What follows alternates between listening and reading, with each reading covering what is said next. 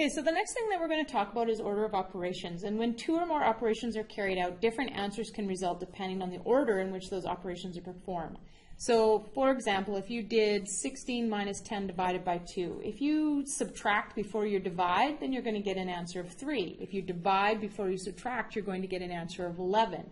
Which answer is correct? That's why they've created an order of operations, okay? So to avoid that problem of having two different answers, you have the order of operations which have been agreed upon by all mathematicians everywhere.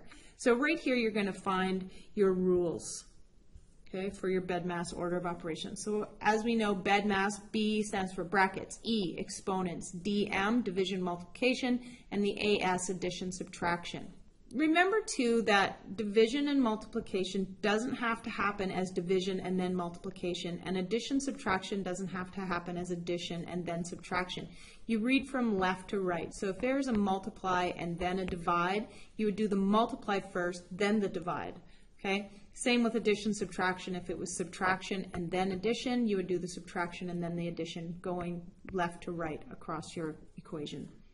So one thing to note here is that if an expression contains more than one set of brackets, and so that would be an equation that might say 2 plus 3 in these brackets times 4, and then it might be all inside another set of brackets, you evaluate the inside bracket first. Okay, so in this case it would be 5 times 4, and then that would be in this bracket. And so let's say there might be a plus 4 out here. Then you would do this bracket first, and then add the 4 to that answer. Now the division line of fraction also behaves like a set of brackets, and that means that the numerator and the denominator must each be found before doing the division. I'll show you an example of that in just a moment, so don't worry too much about it right now. So here we go. Here's your basic BEDMAS with no brackets. Okay, so we do our division, then our multiplication, then our subtraction, then our addition to get 13, going left to right across the equation. Okay. And here's our BEDMAS with brackets. So the first thing that we're doing is solving this portion inside the brackets. Because inside the brackets you also have a multiplication and subtraction, you do the multiplication first, then the subtraction, then the brackets, which gives you the 14, then again multiplication, then the addition to give you an answer of 35. BEDMAS with two sets of brackets. So this is what I just showed you in the front. So you do this innermost set of brackets first. So that's going to give you an answer of 2 right here. Then you're going to do the 13 minus 2 to give you 11. Then you'll add the 5 to give you 16. So here's the other one that I was telling you about, where your fraction line acts as a bracket. Okay, so the first thing that you have to do is solve both of these brackets up here. So 4 minus 2 is 2, 3 plus 4 is 7. And now this division line acts as though like these two things are also in brackets. So 16 minus 2 is 14. 14 divided by 7 is 2, and then you can do the 14 divided by 2 is 7. So factors of natural numbers. Factors are natural numbers that divide exactly into another number with no remainders. So 8 divided by 2 is 4. Those are both natural numbers. And 2 and 4 would be a factor of 8. All natural numbers can be split into factor pairs. So if we use this example here, 10 can be split into 1 times 10 as one factor pair, or 2 times 5 as the second factor pair. Now we can use our divisibility rules that we learned earlier to determine the first half of the factor, and then we have to figure out what the factor pair is on that other side. So when we write a number as a product of factors, so this way, okay, so the number is a product of the factors, we say that it has been factorized. So another thing that we need to know about factors are our difference between our even and odd numbers. So even numbers are numbers that are divisible by 2, and odd numbers are not divisible by 2. Prime numbers are natural numbers which have exactly 2 different factors, one in itself. So for example, 13. 13 only has the factors of 13 and 1. Other prime numbers include anything that has more than 2 factors. So for an example, 8, 8 times 1 and 4 times 2, those are called composite numbers. So we have composite numbers and prime numbers. So if it's not a prime, it's automatically a composite number. So if we wanted to express 252 as the product of prime factors in index form, so now we're going back to our notation as well. The first thing that we can do, the easiest way to find our prime numbers, is to write down 252. And we look at, is it divisible by 2? So is it divisible by 2? Yes, it is. So when we divide by 2, we get 126. So you get 126. Is 126 divisible by 2? Yes, it is. So when we divide 126 by 2, we get 63. Is 63 divisible by 2? No, it's not. So let's move on to the next prime number. The next prime number is 3. Is it divisible by 3? Our divisibility rules tell us that it is, because 6 plus 3 is 9. So it is divisible by 3. So when we divide it by 3, we end up with 21. Is 21 divisible by 3? Yes, it is, because 2 plus 1 is 3. So when we do that, we get 7.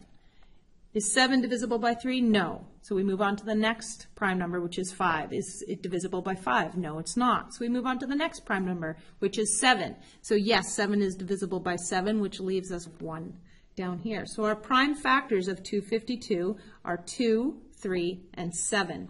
So if we wanted to write that as in index form, it would be 2 times 2 times 3 times 3 times 7 would give us 252.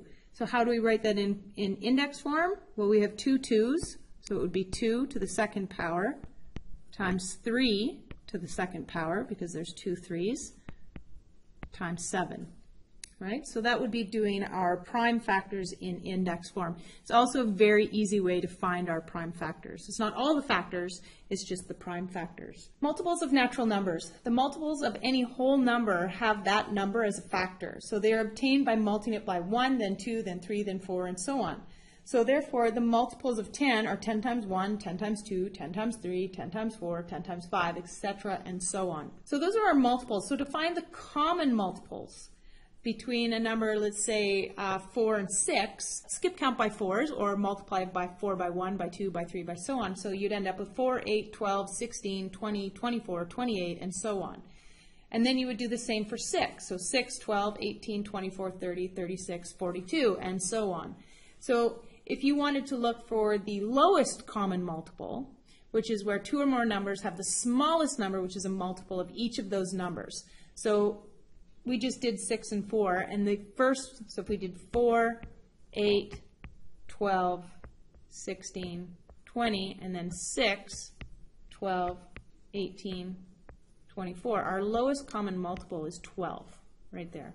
So we can see that here too with the multiples of 9. 9, 18, 27, 36, 45, 54, and so on, and multiples of 12, 12, 24, 36, 48, 60, 72, 84. Again, our lowest common multiple is 36. It also has a common multiple of 72.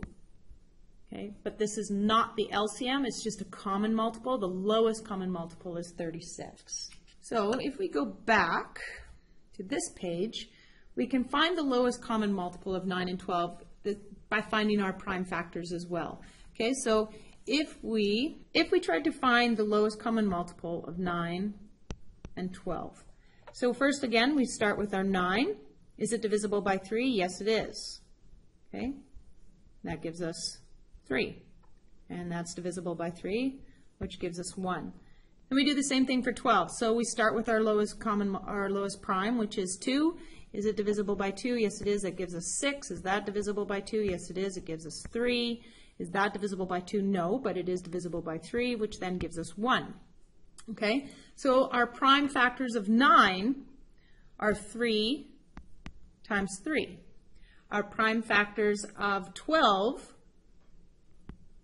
3 times 2 times 2. Okay, so if you look at all of those prime factors, you have 2 times 2 times 3 times 3, which would give us, if you did all of this up together, 4 and 9, 4 times 9 is 36.